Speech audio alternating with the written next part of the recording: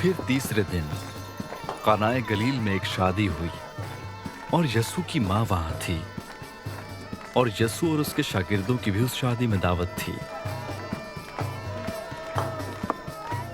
और जब मैं हो चुकी तो यस्सू की माँ ने उससे कहा कि उनके पास मैं नहीं रही। यस्सू ने उससे कहा, ऐ औरत, मुझे तुझसे क्या काम है, अभी मेरा वक्त नहीं आया। उसकी माँ ने खादिमों से कहा, जो कुछ ये तुमसे कहे वो करो। वहां यहूदियों की तहारत के दस्तूर के मुवाफिक पत्थर के 6 मटके रखे थे और उनमें 2-2, 3-3 मन की गुंजाइश थी। यस्सू ने उनसे कहा, मटकों में पानी भर दो। बस उन्होंने उनको लबालब भर दिया। फिर उसने उनसे कहा, अब निकाल कर मीर मजलिस के पास ले जाओ। बस वो ले गए।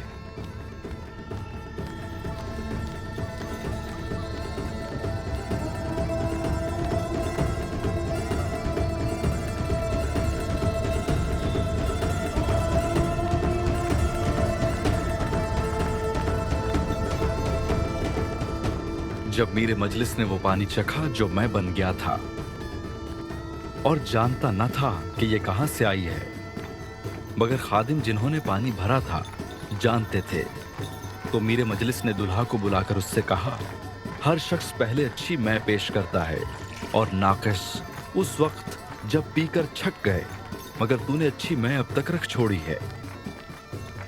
ये पहला मौजज़ा यस्सू ने कानाए गलील में दिखाकर अपना जलाल जाहिर किया और उसके शागिर्द उस पर ईमान लाए। इसके बाद वो और उसकी मां और भाई और उसके शागिर्द कफरनहूम को गए और वहां चंद रोज रहे।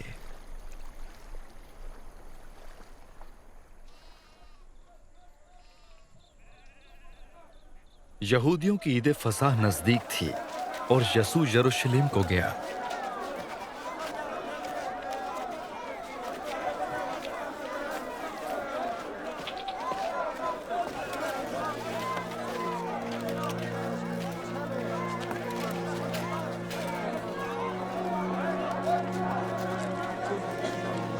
D'accord, allez, gars, qui remonte.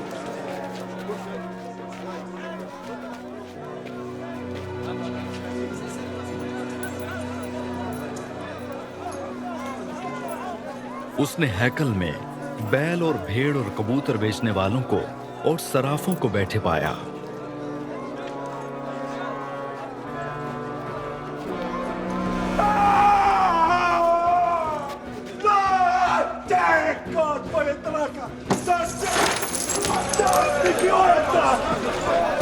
और रस्सियों का कोड़ा बनाकर सबको यानी भेड़ों और बैलों को हैकल से निकाल दिया और सराफों की नकदी बखेर दी और उनके तख्ते उलट दिए।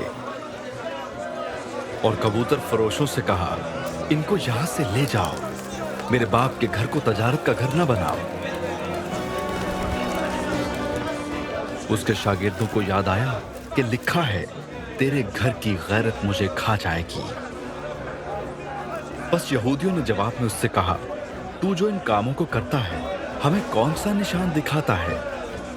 यस्सू ने जवाब में उनसे कहा, इस मक़दस को ढा दो तो मैं उसे 3 दिन में खड़ा कर दूंगा।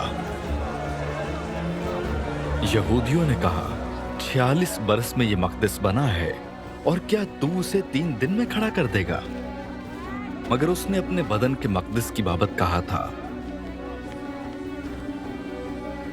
बस जब वो मुर्दों में से जी उठा तो उसके शागिर्दों को याद आया कि उसने ये कहा था और उन्होंने किताब मुक़द्दस और उस कौल का जो यस्सू ने कहा था यकीन किया।